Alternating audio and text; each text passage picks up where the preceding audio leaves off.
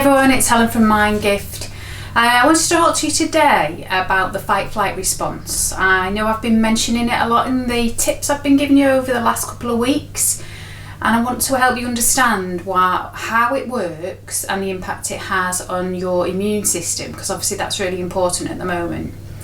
So your fight-flight response, or survival instinct, as you might have heard of it, is a prehistoric response, really, that's been inbuilt in us human beings for way back beyond, and it was inbuilt in us essentially to save us from the dinosaur.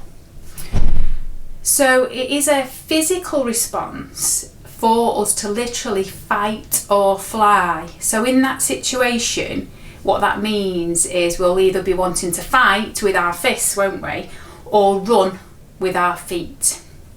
Okay, so it's a really powerful response, because obviously you can imagine if you were trying to save yourself from a dinosaur, it would need to be. And that's why when you hear people use this response, the stress response is another name for it, at a time when something really serious is happening, they're able to bring up to the fore so much more energy than they would normally ever have. So for example, you hear stories of people lifting cars when they've fallen on top of someone, etc. So that's how powerful it is. So how does it get to become that powerful? Well, what happens is when we trigger the fight-flight response, we trigger a huge amount of stress hormones around our body. And what happens in that system is it actually, in order to be able to give all the power, if you like, to our fight or flight, it pulls down our other systems. So that might be the digestive system, the prefrontal cortex and the system we use to be able to think clearly, and the immune system. Because the cardiovascular system is in overdrive at this point while it's pumping stress hormones around our body and sending all the blood to our feet and our hands so that we're able to fight or fly. So if you think about that logically, that's amazing, isn't it? It's wonderful, and it is wonderful when we were being saved from a dinosaur and we really had to survive that situation. But in today's society, in the current situation when we're using it, actually it's often misguided and we use it really inappropriately. So one easy example is we'll walk up to our computer after being in a meeting, we open our emails and we find we've got 200, 300 emails unopened, and wham, we feel stressed and we trigger our stress response. So immediately we're saying to our system, oh, we need to fight or fly here, this is really serious, I've got to save my life. But the fact of the matter is you're not saving your life, you're actually trying to answer some emails. So in that situation, where would you want the blood to be? In your hands and your feet, or in your prefrontal cortex where you need to think? And I'm pretty sure you know the answer, but obviously up here is where you need to think. Answering emails, you would want to be able to think clearly. And this is why when people are in this stress response, they often think, or say, sorry, I can't think clearly. And that is literally because all the blood has been drained out to go elsewhere, because your system has been misguided from the instruction you've given it, which is, this is serious, this is life-threatening. But is a bunch of emails life-threatening, and what system do I want right now?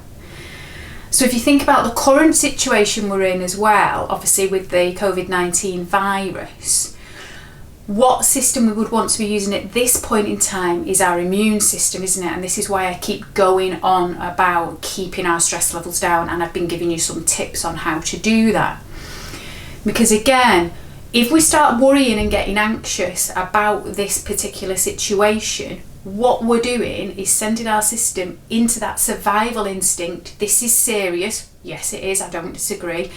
And actually, I'm going to need to fight or fly the dinosaur. But actually, the thing we're fighting is a virus. And the system you would want is the immune system, is it not? So every time we trigger the wrong response and we pull down our immune system, we're pushing hormones around our body that are really unhelpful, but we're never, the other important point of this is we don't use them up.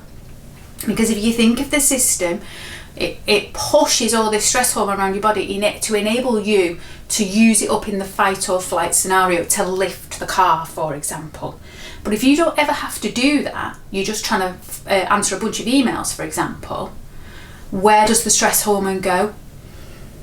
It just stays trapped in your body, and it's not nice, it's not good for us.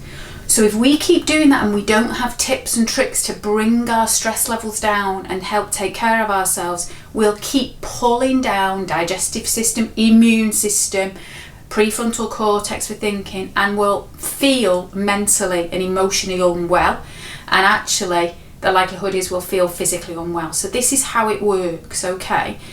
And if you need convincing about that, just in case anyone's not grasping how much of an impact this particular system can have on your immune system, I want to give you an example of the medical profession.